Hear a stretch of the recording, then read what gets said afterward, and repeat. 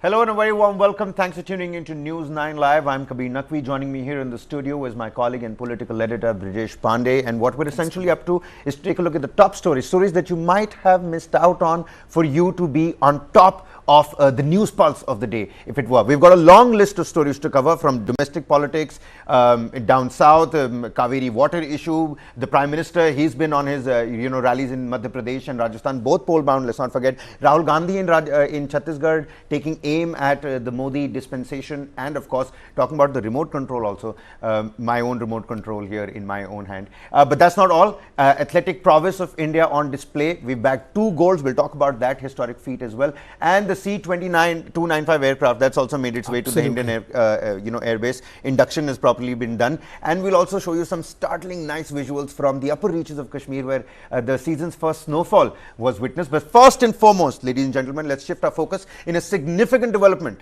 The All India Anna Dravida Munitra Kadgam, the AIA-DMK, convened a crucial meeting in Chennai, led by General Secretary Eddipadi K. Palaniaswamy, amidst the backdrop of strained relations with the Bharatiya Janata Party. The meeting aimed to chart the AIA-DMK's future course of action and address the growing discontent within the party. Now, during the meeting, AIA-DMK Deputy Coordinator K.P. Munuswamy made a noteworthy announcement, and listen into this. He revealed that the AIA-DMK had unanimously passed a resolution signaling its decision to sever all ties with the Bharatiya Janata Party and the NDA alliance, effective immediately. Now, this decision was driven by several factors, what the leader himself says, including the ongoing disparaging remarks by the state BJP leadership regarding AIA-DMK's former leaders, their General Secretary Eddipadi Palaniaswamy, and dedicated party members over the past year. Now, the AIA-DMK's move to break away from the BJP and the NDA reflects a significant shift in political dynamics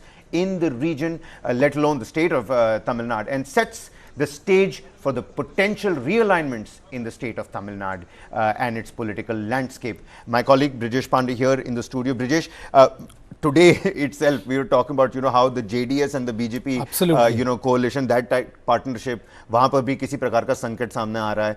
What's this South संकट now? We're learning that the AIA-DMK has severed all ties with the BJP in Tamil Nadu. Well, I think, Kabir, what is happening with the BJP is that, their southern surge, the thing which was splashed across all newspapers and television channels, was that, that they were trying to make for a very concerted pitch in states where they were non-existential. Now what is happening is that this arrangement with the AIA-DMK, they were planning to go big in the state of Telangana.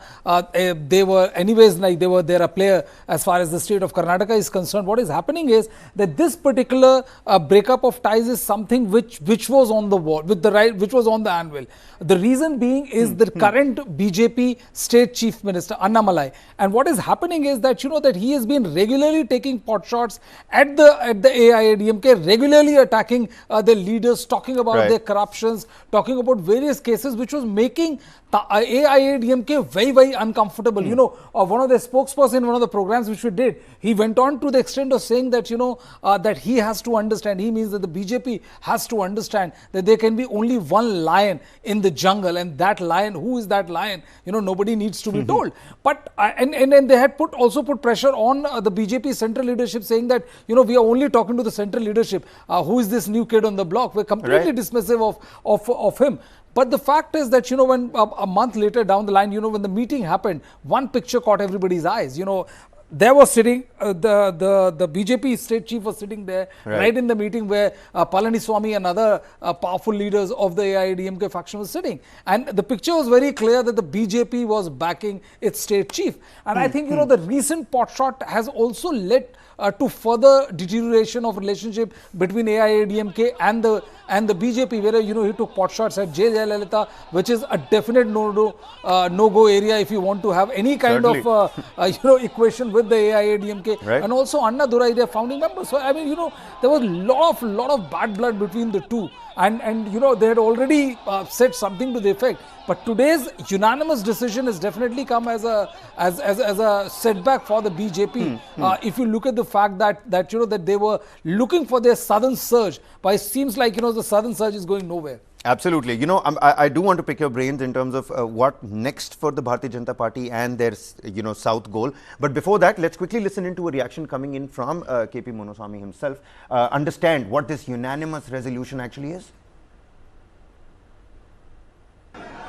அனைத்து இந்திய அண்ணா திராவிட முன்னேற்ற கழக தலைமை கழக செயலாளர்கள், மாவட்ட கழக செயலாளர்கள், கழக நாடாளுமன்ற சட்டமன்ற உறுப்பினர்கள் ஆலோசனை கூட்டத்தில் ஏகமனதாக நிறைவேற்றப்பட்ட தீர்மானம். தேசிய ஜனநாயக கூட்டணியில் உள்ள பாரதிய ஜனதா கட்சியின் மாநில தலைமை கடந்த ஒரு வருட காலமாக திட்டமிட்டு வேண்டுமென்றே உள்நாக்கத்தோடு அனைத்து இந்திய அண்ணா திராவிட முன்னேற்ற கழகத்தின் மீதும் எங்களுடைய கழக தெய்வங்களான பேரறிஞர் அண்ணா அவர்களையும் இதய தெய்வம் மாண்புமிகு புரட்சித் தலைவி அம்மா அவர்களையும் அவதூறாக பேசியும் எங்கள் கொள்கைகளை விமர்சித்து வருகிறது. Well, now, Brijesh, what all vectors and factors do you think are at play? Because to a lot of people that I instantly dialed up as soon as the news broke, to a lot of journalists in Tamil Nadu say there was never an alliance in the first place. It was only on paper. It never was on stage. That page to stage never happened. And is it only the Annamalai factor at play? Because in my limited opinion, I'm not willing to accept that it's only Annamalai or the new kid on the block. I'm not saying that it is the only Annamalai factor at play, but Annamalai is definitely the catalyst in ensuring that there is a complete severance of tie between the AIDMK and the BJP. No doubt that AIDMK is the player in the state of Tamil Nadu. BJP has barely any footprints across the state. One faction was, of course, led by Annamalai, they were of the opinion that that the best part for the BJP would be to go solo, to go for organic growth instead of aligning with these parties, DMK, AIADMK, which public perceives to be a corrupt party. But that was a tall order for a party which has a negligible presence in the state of Tamil Nadu. So I think this equation, which many are saying that now the symbols are going to be freeze in jest, and now the symbols are going to be freeze. Palanieswamy may land up in jail, and so on and so forth. But it was a marriage of convenience. I won't say that there was no meeting of minds as far as this particular alliance is concerned. See, the politics of South is completely different from the politics of North, and there are various factors at play, including the percentage of population which Muslims have, the Christians have, the other minorities have, and they do come into play. But what is happening is that till now everything was all right. But what happened is that what started, accelerating the deterioration was the fact that there is this constant potshot by Annamalai and failure of the central leadership to rein him in. That gave the impression. Their official statement says, we are breaking our alliance with BJP and India as TN BJP leadership is continuously, purposefully defaming AIDMK and its leaders, Aringar Anna and J. Lalita, of course, Eddapadi Palanieswamy in that list as well. But at the same time, they're saying we'll form our separate, of course. We'll fight the parliamentary elections on our own. Absolutely, and I think it would come as it will make the entire election very interesting. So now where will the PMK goes? Where the other several regional parties go? Will they align with the AIA? They're all important players in Tamil Nadu. They're all important. Or will BJP go on and have some sort of truck with other regional satta traps so that imagine the DMK and BJP come together. If a marriage of convenience is you're taking it to another level. The marriage of convenience, but the fact is that yes. I think it is a blow. If you look at the fact that in the state of Karnataka, where BJP is a major player, right. Lok Sabha as well as the Vidhan Sabha. But the fact of the matter is that this tie-up with JDS is also already has started getting results of making the situation very bad for the JDS. 4 leaders have already quit, and you never know what can be who will follow, who to follow them, and what is going to be the situation in next 1 week's time.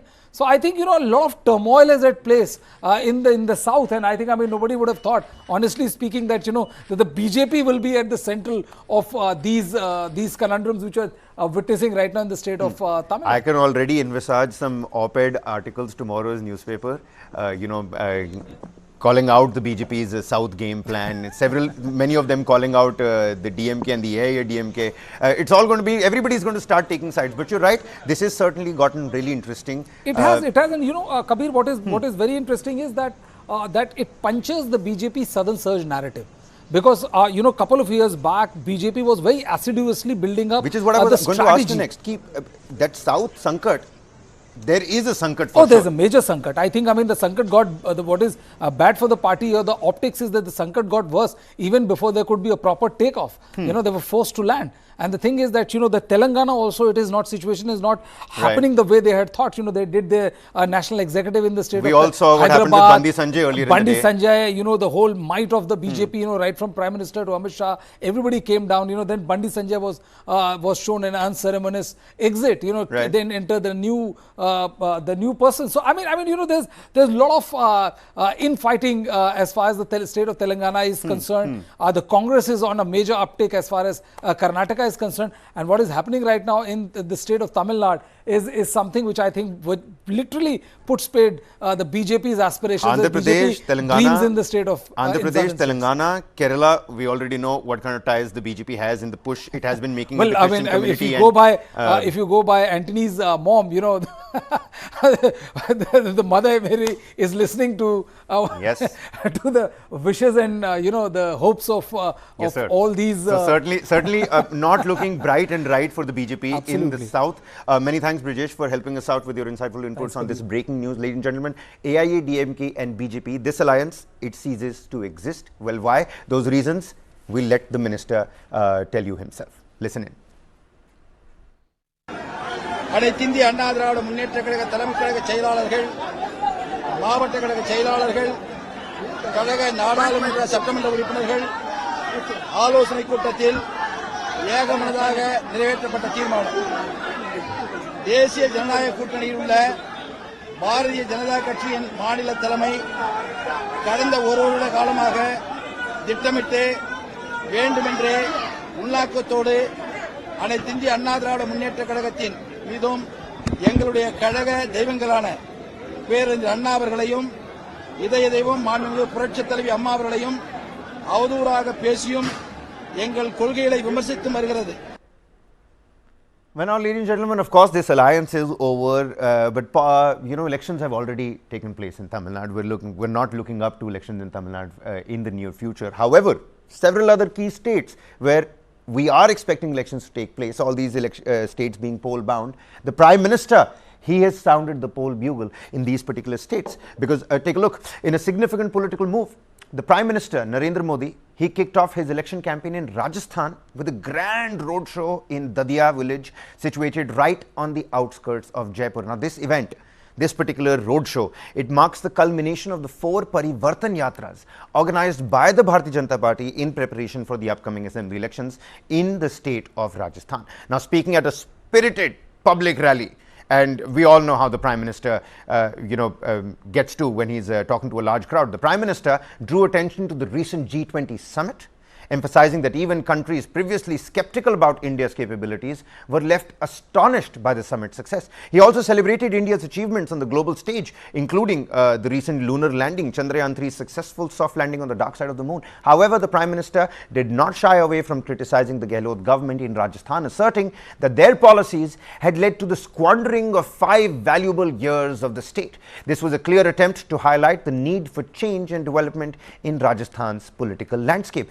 That's not all. The Prime Minister also praised his government's accomplishment, particularly in the realm of space exploration, highlighting India's ongoing efforts towards the Chandrayaan 3 lunar mission. And in addition to these particular points, the Prime Minister addressed the Women's Reservation Bill, underlining his government's commitment to women's empowerment and asserting that, quote unquote, Modi means guarantee. This phrase encapsulates the idea that under his leadership, the government, the Bharatiya Janata Party government, ensures the welfare and empowerment of all citizens. Now, Prime Minister Modi's roadshow and rally in Rajasthan marked the beginning of what promises to be an intense and closely watched political campaign leading up to the state's upcoming assembly elections. Meanwhile, before we move on, let's listen in to what the Prime Minister had to say in that mega roadshow in Rajasthan, Jaipur. राज्यों में औद्योगिक विकास नई ऊंचाई पर है। राजस्थान में भी निवेश बढ़े, यहां नए कारखाने लगे, नई फैक्ट्रियां लगे, ये बहुत जरूरी है। लेकिन जहां कदम कदम पर करप्शन हो, जहां लाल डायरी में काली करतूतें हो, हर कोई कट और कमीशन में व्यस्त हो, वहां कौन पैसा लगाना चाहेगा, कौन पूंजी निवेश करेगा? जहां सरेआम गला काटने की घटनाएं हो और सरकार मजबूर हो, ऐसे वातावरण में निवेश कैसे हो सकता है? ये साधारण अपराध नहीं है। ये कांग्रेस की वोट बैंक की तुष्टीकरण की नीति का परिणाम है। जब कांग्रेस सरकार आतंकियों पर कार्रवाई के बजाय उन पर मेहरबान हो, जब कांग्रेस सरकार अपराधियों को खुली छूट दे रही हो, तो फिर कानून का खौफ कैसे रहेगा? While heading out at the Gehlot-led government in Rajasthan, but that's not all. The Prime Minister, well, he had a busy day today. Before, addressing that mega rally in Rajasthan, the Prime Minister held a rally in pole-bound state of Madhya Pradesh. The rally was named as BJP Karyakarta Mahakumbh, marking the formal culmination of the BJP's Jan Ashirwad Yatra. Before arriving at the venue, Prime Minister Modi embarked on a half-a-kilometer long roadshow in Bhopal. Now, whilst addressing the rally, Prime Minister Modi attacked the Congress, comparing it with rusty iron, which was in fact getting corroded over time. He said that the Congress would again turn Madhya Pradesh into a Bimaru state if it comes to power. Listen in. आजादी के बाद मध्य प्रदेश में लंबे समय तक कांग्रेस का ही शासन रहा, लेकिन कांग्रेस ने साधन संपन्न मध्य प्रदेश को, समर्थ युवाओं वाले मध्य प्रदेश को बीमारू बना दिया। दोस्तों, बीमारू बना दिया। यहां के युवाओं ने कांग्रेस के जमाने की खराब कानून व्यवस्था नहीं देखी। यहां के युवाओं ने इस दौर की खस्ता हाल सड़कें नहीं देखी। यहां के युवाओं ने अंधेरे में जीने को मजबूर गांव और शहर नहीं देखे। अपने हर कार्यकाल में भाजपा ने एमपी को नई ऊर्जा के साथ नई ऊंचाई पर ले जाने का प्रयास किया है। ये समय भारत को, मध्य प्रदेश को विकसित मध्य प्रदेश बनाने का है, विकसित भारत बनाने का है। इतने महत्वपूर्ण समय में अगर कांग्रेस जैसी परिवारवादी पार्टी हजारों करोड़ों के घोटाले का इतिहास रचने वाली पार्टी,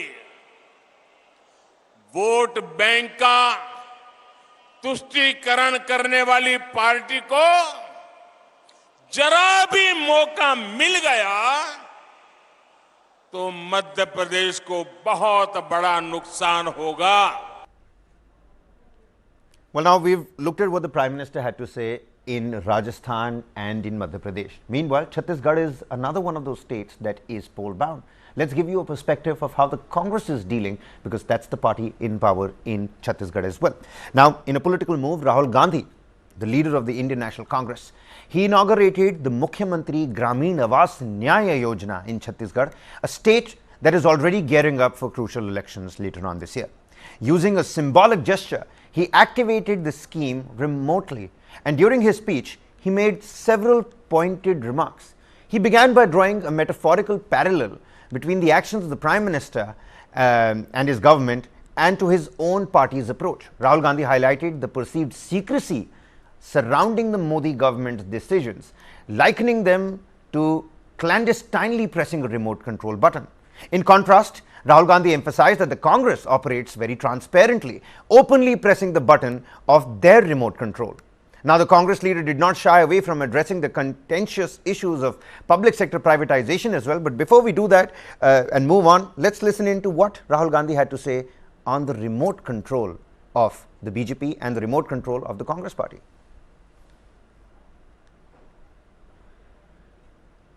बीजेपी छुपे छुपे रिमोट कंट्रोल दबाती है, नरेंद्र मोदी जी दबाते हैं। जैसे ही रिमोट कंट्रोल दबता है, एक तरफ अदानी जी को बंबई का एयरपोर्ट मिल जाता है, फिर से दबाते हैं, अदानी जी को रेलवेज का कॉन्ट्रैक्ट मिल जाता है, फिर दबाते हैं, इंफ्रास्ट्रक्चर मिल जाता है। तो दो रिमोट कंट्रोल चल रहे हैं। ये हमारा वाला सबके सामने चलता है, हम इसको दबाते हैं, किसानों के खाते में पैसा जाता है, 2500 रुपए क्विंटल धान में आपको मिलता है, अंग्रेजी स्कूल खुलते हैं। बीजेपी दबाती है, पब्लिक सेक्टर प्राइवेटाइज हो जाता है। Now, you can understand, he brought up the example of Adani Group's involvement in the privatization of Mumbai airport, suggesting that such developments are driven by secret actions akin to pressing a remote control button. Now, Rahul Gandhi noted that when he questioned the Prime Minister about Adani in the Lok Sabha, it resulted in consequences for the parliamentarian, such as the cancellation of his Lok Sabha membership. Meanwhile, this verbal assault came amidst Prime Minister Modi's own political activities, where he addressed a rally in Madhya Pradesh, another state preparing for upcoming elections. During his address, Prime Minister Modi criticized the Congress, referring it to as a party with rusted iron, the reaction that we just showed you as well. Meanwhile, Rahul Gandhi sought to differentiate the Congress party's approach to governance. He asserted that in Congress-ruled states, the public is at the forefront of the decision-making rather than any other individual. He reiterated that their remote controls are operated transparently for all to see. Now, continuing with his remarks, Rahul Gandhi recalled an earlier statement made in the Lok Sabha regarding the underrepresentation of OBC bureaucrats in the Indian government. He emphasized that the importance of a caste census as a diagnostic tool for understanding the demographics of the nation is needed and required. He pledged that if the Congress party comes to power, they would conduct a comprehensive caste census, shedding light on the population composition, including Dalits, OBCs, SC, STs, amongst others. Listen in. Hindustan की सरकार को MLA और MP नहीं चलाते हैं। हिंदुस्तान की सरकार को सेक्रेटरीज और कैबिनेट सेक्रेटरी चलाते हैं। इस बात से आप सहमत हैं? सहमत हैं? कोई भी योजना बनती है, जो 90 सेक्रेटरीज हैं हिंदुस्तान की सरकार के हर मिनिस्ट्री में, वो योजना को डिजाइन करते हैं। 90 लोगों में से सिर्फ 3 लोग ओबीसी समाज के हैं, और वो 3 लोग हिंदुस्तान का सिर्फ 5% बजट कंट्रोल करते हैं। भाइयों और बहनों, क्या हिंदुस्तान में सिर्फ 5% ओबीसी है? यह सबसे बड़ा सवाल है, और इस सवाल का जवाब सिर्फ कास्ट सेंसस से मिल सकता है। Well, now Rahul Gandhi did express confidence in the Congress party's electoral prospects. He stated that the party is poised for victory in Madhya Pradesh and Chhattisgarh and likely in Telangana as well. However, he acknowledged that the contest in Rajasthan might be closely fought, highlighting the anticipation surrounding these upcoming state elections as well. But meanwhile, the big show at 10 p.m. today, ladies and gents, Duologue, TV9's Barun Das in a candid conversation with Z's Subhash Chandra. How do you see the role of Mr. Kejriwal? I doubt that Aam Aadmi Party and Mr. Arvind Kejriwal can do any good to this nation. You don't trust your employees. If they go out of their mind, better they leave. A person like Rajat Sharma or Sudhi Chaudhary, do you feel it would have been better for your cause if they had stayed back? Duologue with Parun Das, featuring Dr. Subhash Chandra. World premiere on Connected TV. Tonight at 10. Only on News9 Live. India's first and only digital exclusive English news stream for Connected TV. Supported by Alliance Broadband. Well, you can catch that exclusive today at 10 p.m. is when it premieres on our Connected TV and the News 9 Mediaverse. But ladies and gentlemen, shifting our focus over here from national politics, let's also talk about international accolades that India is getting. Our athletic prowess on display at the Hangzhou Asian Games 2023. In a historic moment for Indian cricket, the women's team secured a gold medal at the 19th Asian Games in Hangzhou. Their remarkable journey to this victory reached its pinnacle in the final match against Sri Lanka, where India triumphed by a margin of 19 runs. It was a low-scoring contest by the end of it. Now, opting to bat first, India faced a challenging situation, managing to score only 116 runs for 7 wickets in their allotted 20 overs. Smriti Mandhana and Jemima Rodriguez were the standout performers with 46 runs from 45 balls and 42 runs from 40 balls respectively, being the only double-digit contributions to the total. Thankfully, both those double-digit contributions in the 40s. Now, Sri Lanka began their chase but struggled to find the momentum. Their final score was 97 for 8 in the stipulated 20 overs. Hasini Pereira, Nilakshi De Silva and Oshadi Ranasinghe played valiantly with scores of 25, 22, 23 and 34 respectively. However, the lack of support from the lower order proved costly for the Lankans. Under mounting pressure and a rising required run rate, Sri Lanka lost their last 4 wickets for just 18 runs.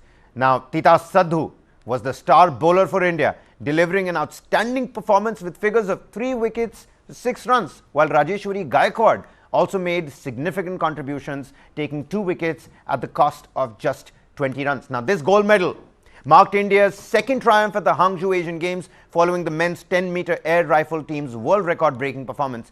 Now, with this achievement, India's overall medal tally in the Asian Games has reached an impressive 11, 2 gold medals,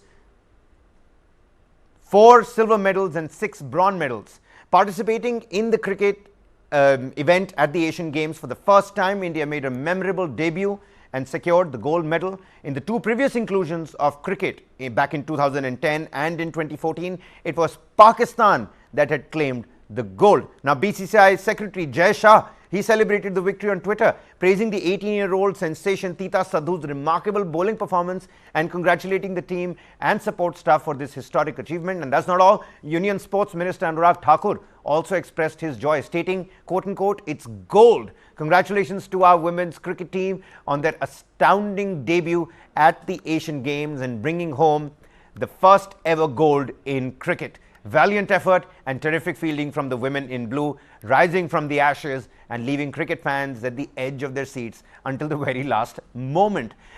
Even as celebrations and these celebratory posts on social media are going to continue to trickle in, let's listen in to some of the reactions of the family members of our heroes who've got us this medal in Hangzhou, the first ever gold medal in women's cricket at the Asian Games. और gold भी भारत की झोली में डाला है।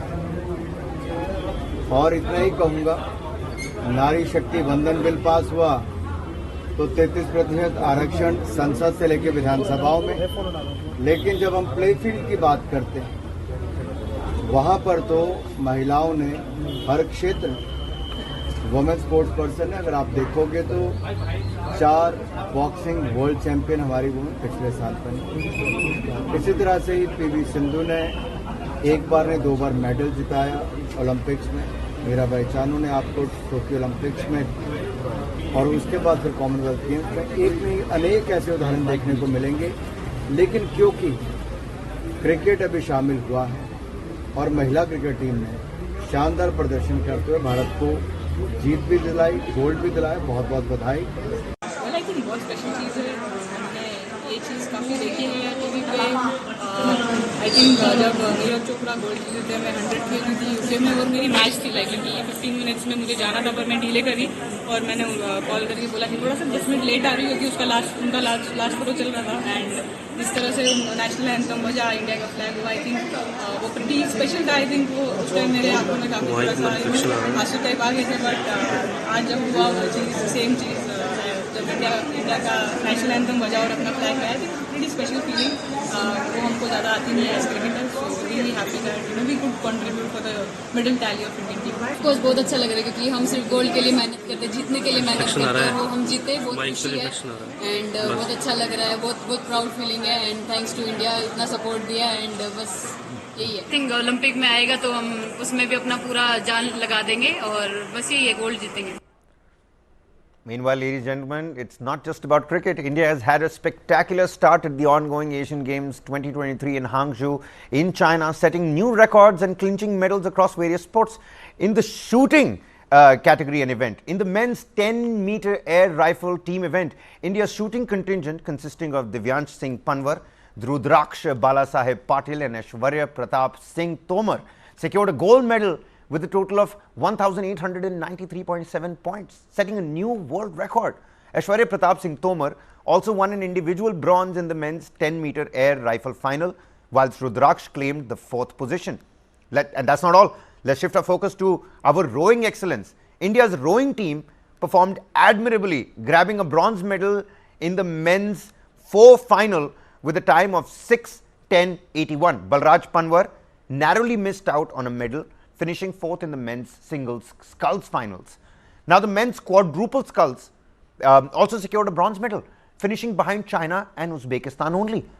Let's shift our focus to swimming. In swimming, Srihari Nataraj qualified for the men's 50-meter backstroke final with a strong performance in the heats.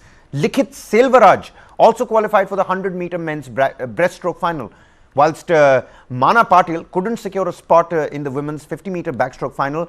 Anand A.S. and Vikram Khade missed the cut for the men's 50-meter freestyle final as well. However, the Indian team qualified for the men's 4x200-meter freestyle final.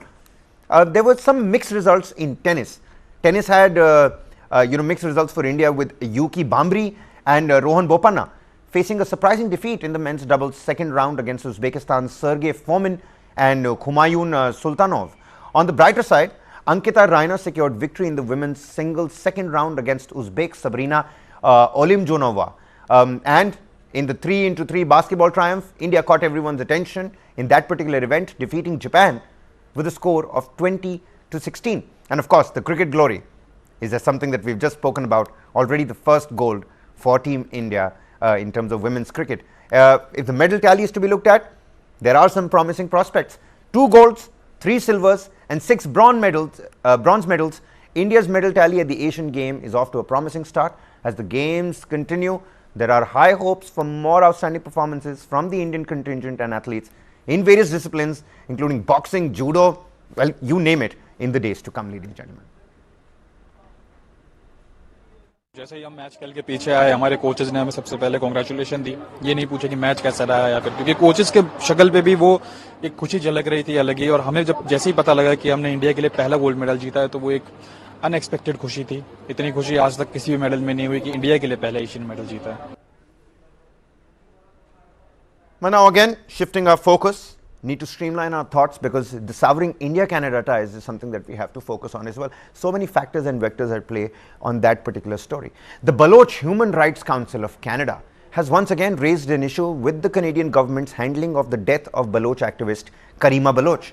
In a letter released by the council, it has expressed deep concern regarding the Canadian government's perceived inconsistencies in its response for the mysterious death of Karima Baloch back in December 2020. Now Baloch, who's a rights activist, Karima Baloch's lifeless body had been discovered by the Toronto police near the Ontario Lake on December 22nd, 2020. Now within just 48 hours of the body been found by the police, they made the announcement that no foul play was suspected in Baloch's death. Several human rights groups have raised suspicion over Baloch's untimely death. They have accused the government and other security agencies of not acting despite aware of the death threats against Karima Baloch, especially by the Pakistan agency ISI. In its letter, the Human Rights Council has also drawn a contrast between Prime Minister Justin Trudeau's silence over Karima Baloch's death and his impassioned speeches in the House of Commons over the death of Khalistani terrorist Hardeep Singh Nijjar. The Council has demanded a transparent and just response from the Canadian government over Karima Baloch's suspicious death. Meanwhile, Punjab police today conducted raids at 48 locations across the state against the associates of gangster Lakhbir Singh Landa. Now, Landa is an operative of the pro-Khalistani terrorist group Babar Khalsa International. Only last week, the National Investigation Agency had announced a reward of rupees 10 lakh for anyone who had provided any information about Landa.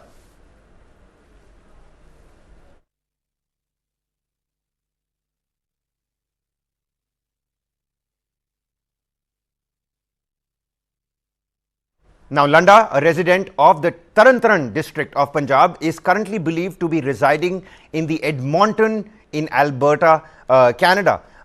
Landa had fled to Canada in 2017 and joined hands with the Babar Khalsa. He is also believed to be a close aide of Pakistan-based gangster and terrorist Harvinder Singh Rinda. Now, Landa is the key accused in the RPG attack at the Punjab Police Intelligence Headquarters in Mohali, besides planting an IED under a sub-inspector's car in Amritsar. The National Investigation Agency had registered a case against Landa in 2022.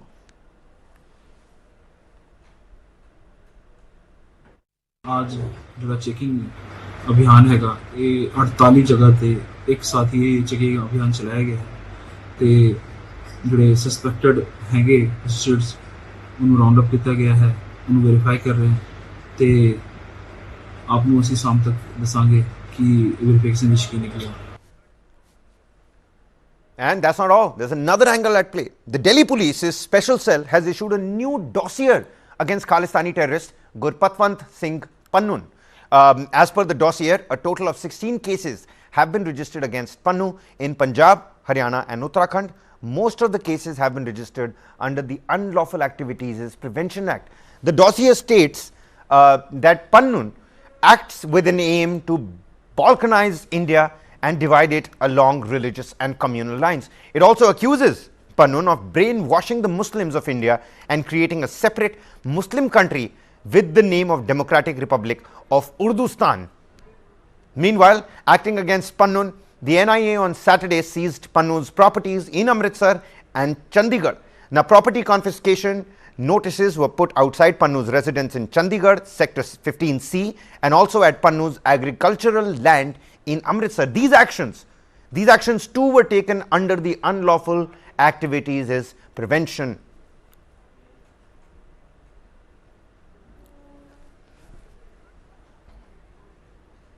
Well, so our crackdown on Khalistani terror, well, it's not going to slow down anytime soon, even as the diplomatic ties between these two nations, Canada and India, that is something that people are saying is souring, it's at a new low, but that does not mean that, we take these elements and these anti-India referendums outside lightly. Meanwhile, shifting our focus here, the big show at 10 p.m. today, ladies and gentlemen, duologue with TV9's Barun Das in a candid conversation with Z's Subhash Chandra. How do you see the role of Mr. Kejriwal? I doubt that Aam Aadmi Party and Mr. Arvind Kejriwal can do any good to this nation. You don't trust your employees. If they go out of their mind, better they leave. A person like Rajat Sharma or Sudhi Chaudhary, do you feel it would have been better for your cause if they had stayed back?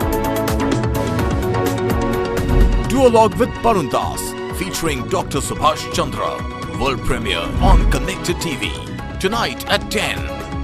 Only on News9 Live. India's first and only digital exclusive English news stream for Connected TV. Supported by Alliance Broadband. Well, at a positive time, let's shift our focus here to stories and top headlines from down south. JDS Supremo H.D. Devegowda has written to Prime Minister Narendra Modi asking the central government's intervention in the Cauvery water sharing dispute. Devegowda appealed to the Prime Minister to direct the Jal Shakti Ministry to appoint an external agency which would conduct a study of all the reservoirs in the Cauvery basin and then come up with a water sharing formula. Talking about the existing water situation in Karnataka, the JDS patriarch said that the failure of the southwest monsoon has led to insufficient water levels in the 4 designated reservoirs in Karnataka. He also said that Karnataka was facing extreme difficulty to even meet its own water requirements.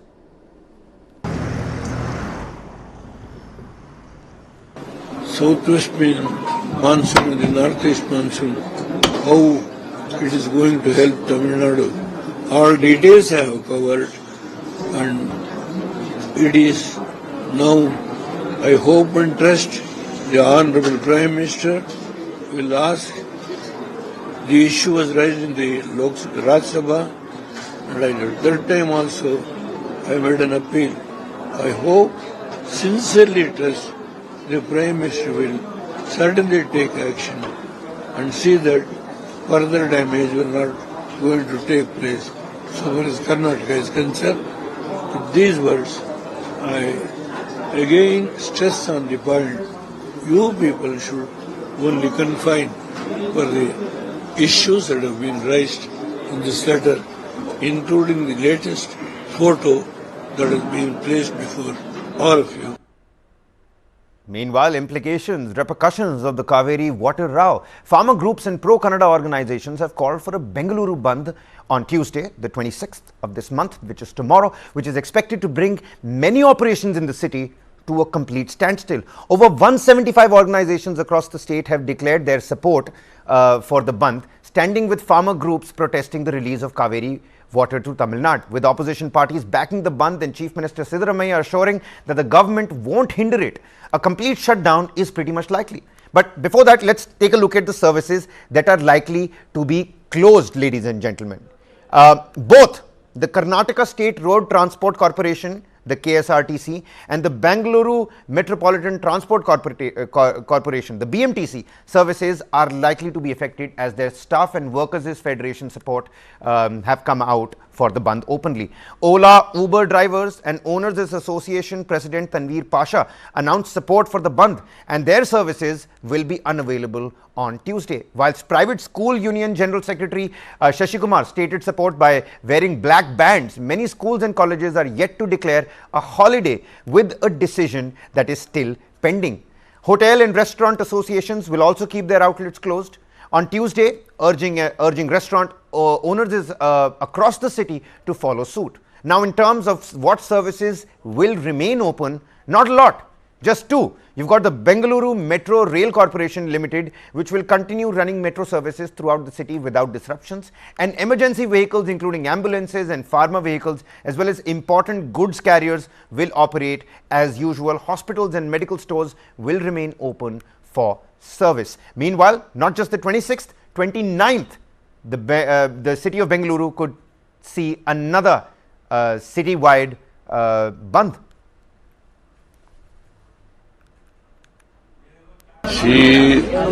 Court orders ಇದೆ, supreme court orders ಇದೆ. ನಮ್ಮ ಅರ್ಜಿ ವಜಾ ಆಯಿತು.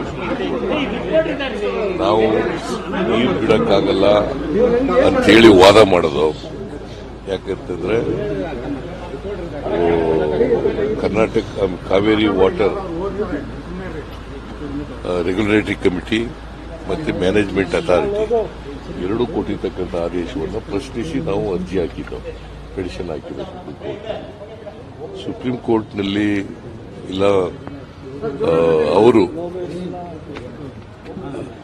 ನಮ್ಮ ಅರ್ಜಿಯನ್ನ ತಿರಸ್ಕಾರ ಮಾಡಿದರೆ, ತಮಿಳುನಾಡು ಅರ್ಜಿನೂ ಕೂಡ ತಿರಸ್ಕಾರ ಮಾಡಿದ್ರು. ಯಾಕಂದ್ರೆ ಅವರು 24,000 ಕ್ಯೂಸೆಕ್ಸ್ ನೀರು ಕೇಳಿದ್ರು, ಆಮೇಲೆ 7,200 ಕ್ಯೂಸೆಕ್ಸ್ ಕೇಳಿದ್ರು. ನಾವು 5,000 ಕೊಡಕ್ಕಾಗಲ್ಲ, ನಮ್ಮ ಹತ್ರ ನೀರಿಲ್ಲ ಅಂತ ಹೇಳಿ ನಾವು ವಾದ ಮಾಡೋದು. ಆದರೆ ಸುಪ್ರೀಂ ಕೋರ್ಟ್ನವರು ಒಪ್ಪಲಿಲ್ಲ. ಮತ್ತೆ 26ನೇ ತಾರೀಕು ನಾಳೆ ಸುಪ್ರೀಂ ಕೋರ್ಟ್ ಮುಂದೆ ಬರ್ತಾ ಇದೆ. ಇಲ್ಲ, ನಮ್ಮ ಆರ್ಗ್ಯುಮೆಂಟ್ ಅನ್ನ ಇನ್ನು ಹೆಚ್ಚು ಫೋರ್ಸ್ಫುಲ್ ಆಗಿ ಆರ್ಗ್ಯುಮೆಂಟ್ ಪ್ರತಿಭಟನೆ ಮಾಡಕ್ಕೆ, ರಾಜ್ಯದ ಹಿತ ಕಾಪಾಡಕ್ಕೆ ನಾವೆಲ್ಲ ಸಹಕಾರವನ್ನು ಕೊಡ್ತೀವಿ. ಎಲ್ಲ ಜನ ಭಾಷೆ ಎಲ್ಲರೂ ಉಳಿಸ್ಕೋಬೇಕು. ಯಾವುದೇ ಪಾರ್ಟಿ ಆಗಲಿ ನನಗೆ ಹೇಳಿದ್ರು, ಆಯ್ತು ನಮ್ಮ ರಕ್ಷಣೆ ನಾನು ನಿಮ್ಮ ರಕ್ಷಣೆ ಯಾರು ಅದನ್ನು ತರಬೇಡಿ ಅಂತ ನಾನು ಹೇಳ್ತೀನಿ. ಯಾರು ಅದಕ್ಕೆ ನಿಮ್ಮ ಹೋರಾಟದ ಬಗ್ಗೆ ನಾವು ಯಾರು ಪಡಿಸ್ಕೊಳ್ಳೋದಿಲ್ಲ. ಬಟ್ ಶಾಂತಿ ಕಾಪಾಡಬೇಕು. ಜನರಿಗೆ ಅದರಿಂದ ತೊಂದರೆ ಆಗ್ತದೆ. ರಾಜ್ಯದಲ್ಲಿ ಏನೋ ಒಂದು ಶಾಂತಿ ಇದೆ, ಹೋರಾಟ ಮಾಡಬಾರ್ದು. ಪ್ರಜಾಪ್ರಭುತ್ವದ ಹಕ್ಕದು ಎಲ್ಲರದಕ್ಕೂ. ನಾವು ಯಾವ ಪಾರ್ಟಿಯವ್ರಿಗೂ ತೊಂದರೆ ಮಾಡೋಕ್ಕೆ, ಯಾರಿಗೂ ಅಡಚಣೆ ಮಾಡೋಕ್ಕೆ ನಾವು ಯಾರು ಒಳಗಿಸ್ತಾ ಇರೋದು. ನಮ್ಮ ಪಾರ್ಟಿಯವರು ಕೆಲವರು ನಮಗೆಲ್ಲ ಫೋನ್ ಮಾಡಿ ಹೇಳಿದ್ರು, ನಿಮ್ಮ ಹಕ್ಕನ್ನು ನೀವು ಉಳಿಸ್ಕೊಳ್ಳಿ. ನಾವು ಅದೇ ಕೆಲಸ ಮಾಡ್ತಾ ಇದ್ದೀವಿ. ಉಳಿಸೋಕ್ಕೆ ನಾವು ಮಾಡ್ತೀವಿ. ಕೆಲವ್ರಿಗೇನಾಗಿದೆ, ಕೆಲವ್ರಿಗೆ ಇನ್ನು ಸುಪ್ರೀಂ ಕೋರ್ಟ್ದು ಜಡ್ಜ್ಮೆಂಟ್ ಇದೆ, ಹೈಕೋರ್ಟ್ದು ಜಡ್ಜ್ಮೆಂಟ್ ಇದೆ. ಅದನ್ನು ಬಹುಶಃ ಅರ್ಥಕೊಳ್ಬೇಕು. ಸುಮ್ಮನೆ ಎಲ್ಲ ಕರೆ ನನಗೆ ಟಿವಿಯವರು ಹೆಸರು ಕೊಡ್ತಾರೆ, ಮತ್ತೊಂದು ಮಾಡ್ತಾರೆ ಅಂತ ಕಾದ್ಬಿಟ್ಟು ನಾಳೆ ಬೆಳಗ್ಗೆ ಕೋರ್ಟಿಂದ ರಿಪರ್ಕೇಷನ್ಸ್ ಆಗೋದು. ಅದೆಲ್ಲ ಗಮನ. Well, now shifting our focus to the state of Andhra Pradesh, where the Supreme Court declined to entertain the plea of former Andhra Pradesh Chief Minister N. Chandrababu Naidu today.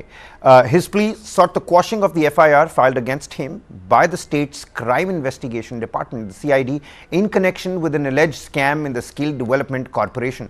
A bench of the Supreme Court, led by Chief Justice of India, D.Y. Chandrachud, instructed Naidu's legal team to mention the case on Tuesday evening and requested his presence tomorrow. Earlier on Saturday, N. Chandrababu Naidu had moved the Supreme Court to challenge the Andhra Pradesh High Court's order, which had dismissed his petition seeking the quashing of the FIR related to the Skill Development Corporation scam. Additionally, the High Court had extended Naidu's judicial custody until the 8th of October. He had been arrested on the 9th of September on charges of misappropriating funds from the Skill Development Corporation during his tenure as Chief Minister back in 2015. This alleged misappropriation led to a reported loss of over 300 crore rupees to the state exchequer. Following his arrest, Naidu was placed in judicial custody for about 14 days. Before granting police custody, the Anti-Corruption Bureau, the ACB, court had extended his judicial remand by another 2 days, extending it until the 24th of September. The Supreme Court says, come tomorrow, and that's when Chandrababu Naidu will again knock on the apex court's doors.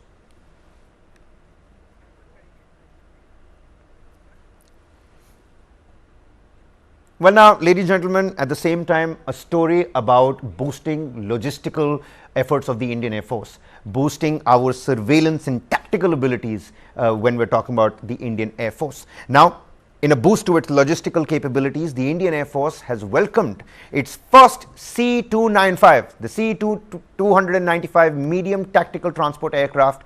The induction ceremony was held at the Hindon Air Force Station in the presence of Defence Minister Rajnath Singh, who later participated in the Sarva Dharma Puja within the hangar to mark the auspicious occasion. Take a look at that. Those are visuals of the Defence Minister inducting officially the new C-295 aircraft. Now, Indian Air Force's Air Chief Marshal V.R. Chaudhary, along with senior Indian Air Force officials and representatives from Airbus, attended the ceremony. The newly inducted C-295 aircraft became part of the squadron number 11 of the Indian Air Force, one of the oldest squadrons based at Vadodara Air Force Station. The aircraft's unveiling took place inside the hangar, where sliding screens bearing inscriptions of 11 SQN, pioneers of the C-295 MW Rhinos, the trailblazers of the C-295 MW. I mean, these words could be seen across that hangar. And an image of the newly inducted aircraft. All of this was unveiled. The one-horned rhino emblem represents squadron number 11.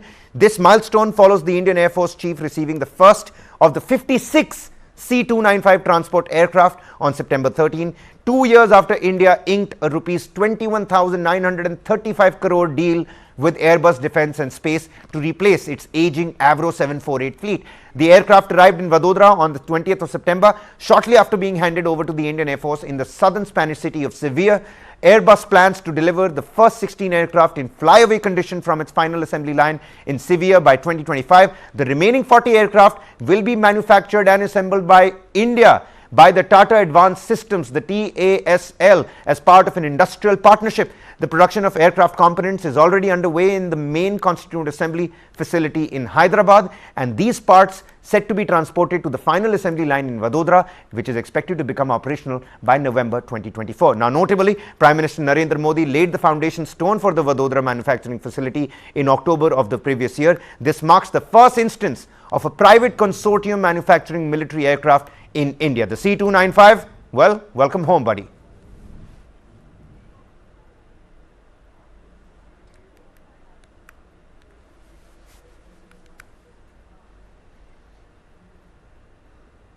And ladies and gentlemen, lastly, we'll leave you with some awe-inspiring, splendid visuals, because welcome to the enchanting winter wonderland of Kupwara. Take a look at these shots, where nature has painted a breathtaking canvas with the season's first snowfall in the upper reaches of the valley. As the cold embrace of winter sets in from December to March, the entire Kashmir valley, it pretty much undergoes a mesmerizing transformation, and that transformation, well, ladies and gents, it has begun. While tourists flock to the famous snow-laden landscapes of Gulmarg, there's more to Kashmir's winter charm than meets the eye. Kupwara, known for its awe-inspiring natural beauty, emerges as a hidden gem waiting to be explored. Nestled within this picturesque valley, the Z Gully in Kupwara has recently witnessed the arrival of the first delicate snowflakes of the season. This area holds a special place in the hearts of winter sport enthusiasts, apart from Gulmarg, of course, making it a premier destination for those seeking a snowy haven.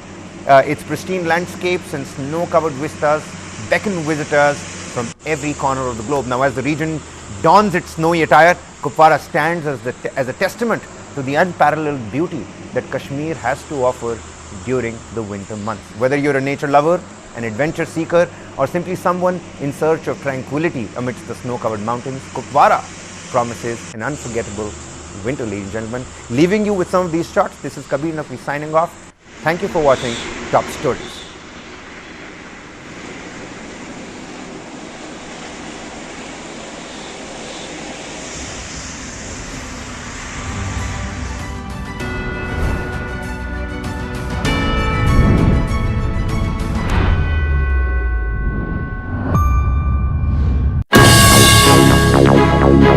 How do you see the role of Mr. Kejriwal? I doubt that Aam Aadmi Party and Mr. Arvind Kejriwal can do any good to this nation.